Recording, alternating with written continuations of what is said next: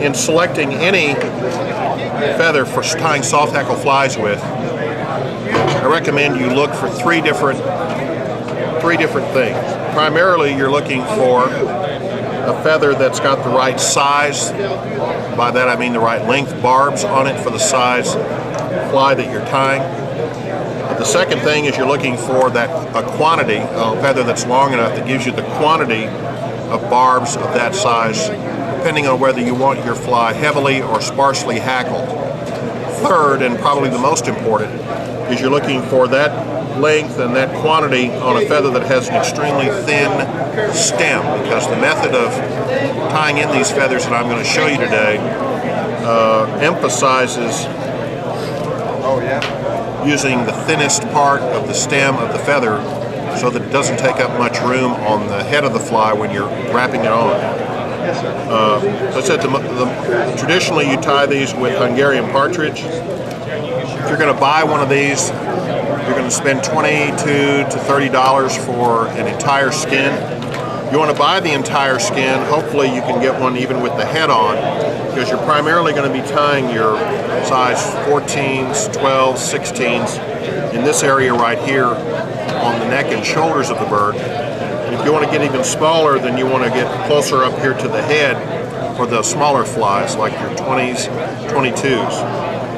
Don't ever buy pre-packaged feathers. They got to select the feathers instead of you, and they're in it to make money, not to tie flies with. So although you're going to spend a lot of money for this number one Hungarian partridge skin, you're only going to use this much of it. It's well worth the effort to get the selection of feathers that you need for the different size flies you're going to tie. But these rules about the length, the thin stem, the quantity applied, regardless of the upland game bird skin or the genetic hen hackle hide that you buy. In terms of that length, it's a matter of personal preference. Whether you want your barbs to extend to the point of the hook, the barb, or the bend of the hook, or even some patterns like the North Country spider patterns, the barbs extend past the bend of the hook. So depending on which pattern you're tying or what your personal preference is for the length of your hackle for the size fly that you're tying, is strictly up to you. But you're looking for that quantity and that length on the feather before you pluck it off the skin.